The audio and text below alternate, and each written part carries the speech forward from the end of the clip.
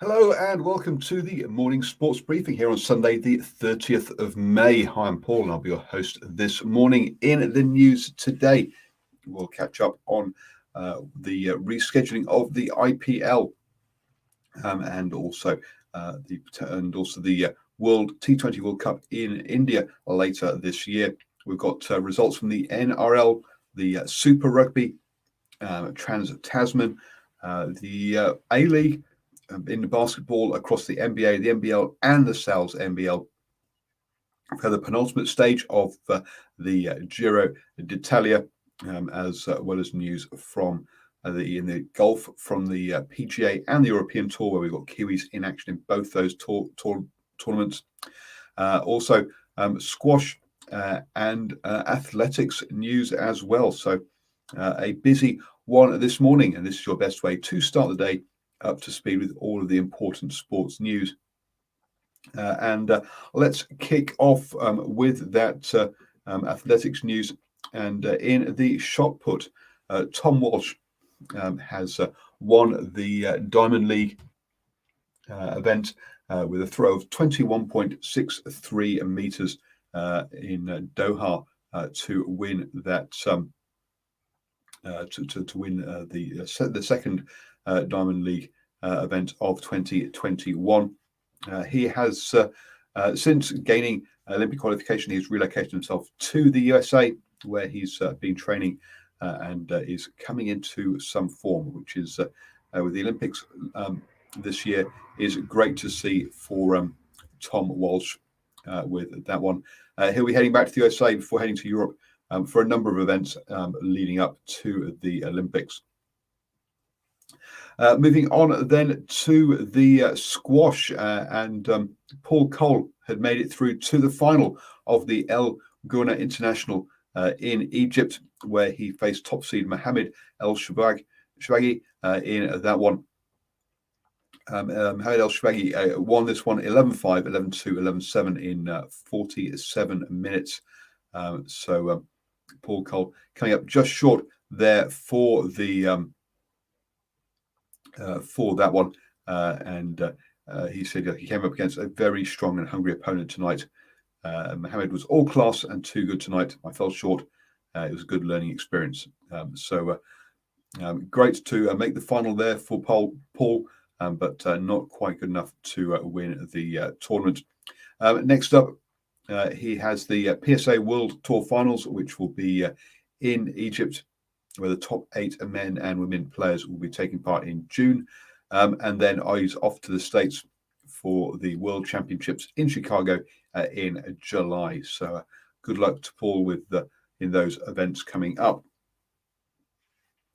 Moving on to the cycling, and in the Giro d'Italia, it was the penultimate stage with the final mountain stage ahead of the time trial into Milan tomorrow. And all eyes were on whether Simon Yates was going to attack and cause Egan Bernal to close more time on Egan Bernal, as he had done yesterday.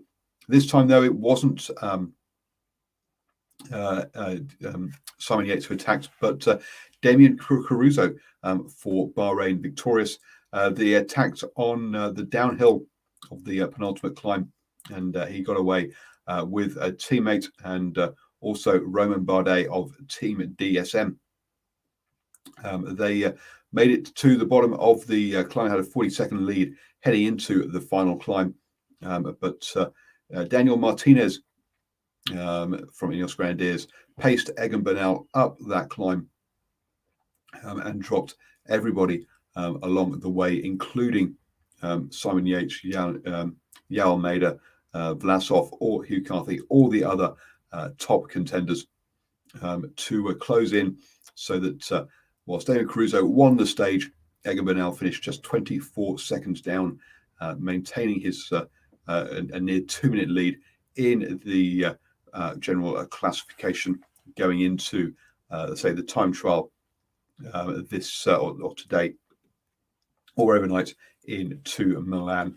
Looking like whilst Egan Bernal has shown signs of weakness in the final week, his team have done a very good job, along with him, in maintaining their cool and limiting those losses. So the time he gained earlier in the race looks like it's going to be enough for him to win the overall in that one. Moving on then to the golf and some in the European Tour. We've got the Made in Denmark tournament, and Josh Gurney in his second European Tour event of the season is having a cracking third at the end of the third round, cracking tournament.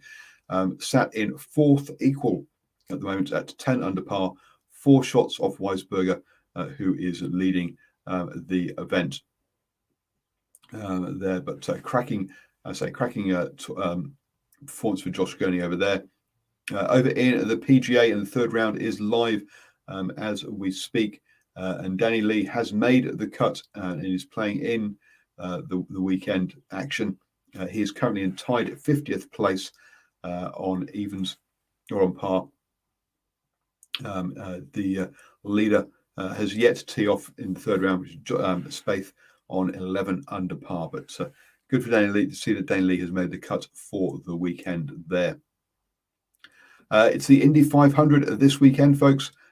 So we'll be bringing you up to date with that one on the morning sports briefing. So do join us at 7 a.m. every single morning.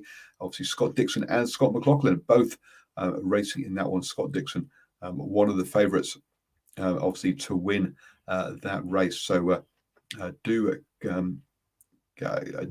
stay with us as we follow how the Kiwis go in that race.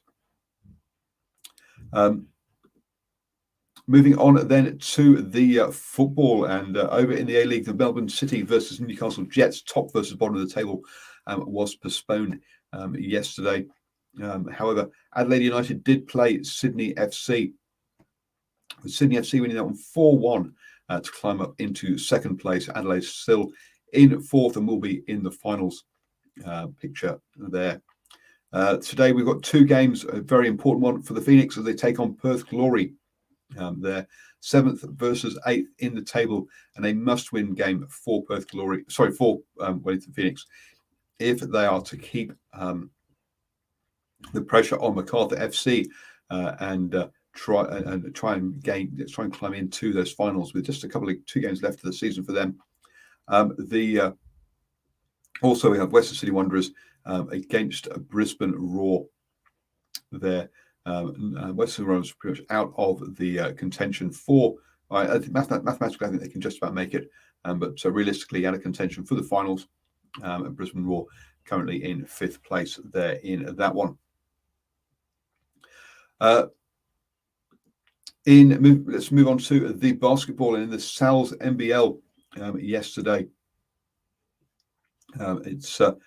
We had the 3 games in that one. The Giants saw off the Hawke's Bay Hawks 112-109. A big win for the Nelson Giants there. Hawke's Bay Hawks have been extremely dangerous and a lot of those favourites for the overall title this year. The Serenaki Mountaineers got thumped by the Southland Sharks 72-114 in that one. The Mountaineers really struggling on the court, even though they're getting some very good turnouts off the court. So a club that's heading generally in the right direction, but this is not going to be their season with results. And then finally, the Nuggets edged the Auckland Huskies 71-73. The Huskies playing back-to-back after losing to the Saints last night have picked up a second loss of the weekend already. Not good for them in that one. Over in the NBL in Australia, and just one game yesterday as the Kings fought out a tight one against Melbourne United to win 100-98 in that one. A rare loss for the Melbourne United, who are top of the table in that one, to mid-table Kings. It's a bit of a surprise there in that one. The Hawks will take on the 36ers, and the Breakers are up against the Bullets today. So the Breakers back in New Zealand, remember, playing those games. Over in the NBA, and it is finals time. And in the first round of the finals, the Hawks beat the Knicks 105-94. 11-point win there. It's pretty comfortable to take a 2-1 lead in that one. The Celtics, in a real high scorer against the Nets, beat them 125-119 to take a 2-1 lead in that one. And for the Celtics, Jason Tatum scored 50 points to lead them to that victory there. James Harden with 41 was not enough for his team. And in the final game yesterday, the Mavericks lost to the Clippers, and the Clippers take a 2-1 lead in those finals as well. So a lot of games to go over there in the NBA. Across to the NRL, and 3 games yesterday. The Panthers, top of the table Panthers, beat the bottom of the table Bulldogs by 30-4. A thumping win for the Panthers there, not surprising really, against bottom of the table Bulldogs. Rabbitohs with a comfortable win over the Eels, 38-20 in that one. And the Roosters thumped the Raiders 44-16. So some big wins this weekend. 2 more games today, with the Sharks taking on the Titans and the Knights taking on the Sea Eagles. Over in the Super Rugby Trans-Tasman, we had 3 games yesterday. First up, the Waratahs took on the Crusaders on the seaside. And the Crusaders took some time to get going. They did get a try on 8 minutes, but the Waratahs pegged them back to 6-7 with a couple of penalties on 25 minutes. But then the Crusaders got into their stride and pulled away to win the game very comfortably, 28-54. The Waratahs look showing signs of improvement, as we said in our post-match reaction show last night for myself and Stephen Harris. If you want to join us if you want to head over and listen to that, where we talk about the Warriors versus the Crusaders, and also the Blues versus the Brumbies in more detail, then do so. 4 yellow cards in this one. 1 for the Waratahs and 3 for the Crusaders, meaning that they finished with just 13 players on the pitch for that 28-54 victory. That was followed up by the Blues versus the Brumbies there. The Brumbies really had the better of the first half, but a couple of late scores meant that the Blues took a 17-10 lead into half-time. The Brumbies would have been disappointed with that, having had the better of the more of the play in that first half. In the second half, though, the Blues came out and out-physicaled the Brumbies. So it's happened to the Brumbies 2 weeks on the trot now, again, when they played the Chiefs last weekend. The Blues went on to win that one 38-10 with 3 tries in the second half, all led by that pack and some strong performances there in that one. The final game was the Reds versus the Chiefs, we had a penalty try open the scoring for the Reds as Chase Tiatia was sent to the bin with a yellow card on that one. The Reds went on to score another try, and they also had a look. The team had a look at some foul play as Dane McKenzie tackled his. Had a reckless tackle where his shoulder hit the head of one of the Waratahs players, which meant that he received a red card on 21 minutes. Now, with the new rules, that meant he was off the pitch for 20 minutes, and he was allowed to be replaced by Sean Stevenson. During that period, though, whilst the Chiefs were down 2 players, initially 2 players, and then Chase Tiatia came back. The Reds scored 3 tries, and it blew out to 33-3. Really, it felt like the game was lost at that point. The Chiefs did come out and score the first try in the second half, but Dongunu dived in the corner to extend it back out to 40-8. But then the Chiefs produced an amazing comeback to close the gap to 6 points. But that was not going to be enough, as the Reds got the first Australian win of the Super Rugby Trans-Tasman competition, winning 40-38. But I say a game that looked all done and dusted at halftime, had a cracking second half as the Chiefs fought their way back in that one. You have now started the day the best way up to speed with all of the important sports news. Oh, sorry, so we've got some cricket news, haven't we? Just close out with the cricket news in that one.